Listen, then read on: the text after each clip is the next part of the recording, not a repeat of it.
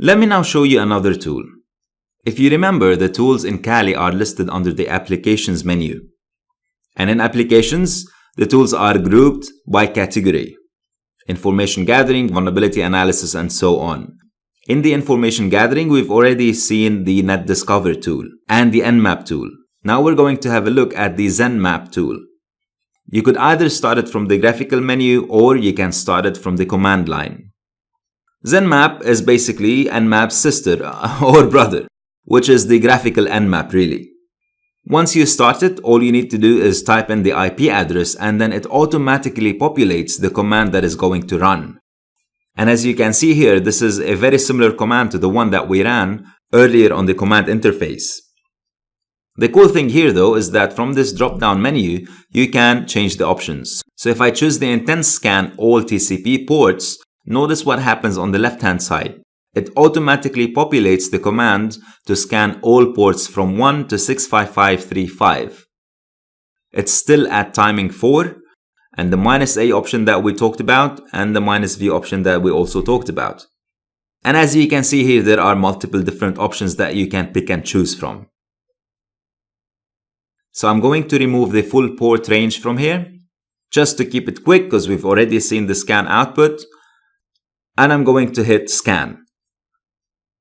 Now notice the difference. Because I'm not scanning every single TCP port, Nmap in this case scans 1000 ports only. 1000 ports from more than 65,000 ports. So that's a big difference. However, you might not notice a big difference in the results because these are the most common 1000 ports. So it's very likely that the machine that we're targeting will have the services running on it belonging to one of these 1000 ports.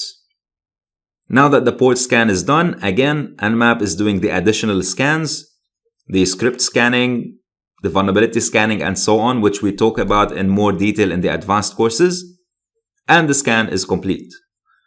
You notice here how much faster this scan was. Now the nice thing about ZenMap is that visually it's much more comfortable.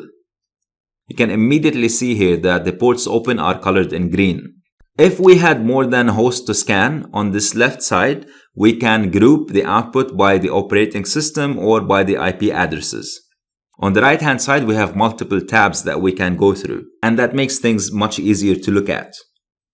If we click on the ports tab, we can see immediately in a very beautiful summary all the ports that are open. And this is very important information to us because your job as an ethical hacker or as a penetration tester, your job is to investigate each and every single one of these ports and the services running behind them to see if there's any vulnerabilities that are existing and then to try and exploit these vulnerabilities. So this gives us a very nice summary or sort of a checklist of what ports exist on the target machine. And as we progress throughout these videos, you're going to be seeing how we work our way through these ports. Not all of them, obviously, because that will be an entire 5-hour course on its own. However, sequentially, I'm going to pick and choose some of these ports and show you how to use them to break into the target machine. And this is the tab that shows you the network topology that you're scanning, or how the network that you're scanning is organized or designed. And because here we have one target, the network looks fairly simple. So this is me, the local host, and immediately connected to me is the target machine. Then you have the host details, which is a very high level summary of the host. So you can see here that the host is up. It has 23 open ports. This is the operating system that got detected and how it got detected. Again, these are things that we talk about in more advanced courses, so don't worry too much about that for now. And lastly, we have the summary of the scan or the command that we did to run the scan. And by the way, if you want, you can save the scan, obviously, so you can come back to it later anytime you want. Now that we have the detailed scan output, we can start to target the services running on the machine. In the next video, we're going to be hacking our first service and getting access to our target.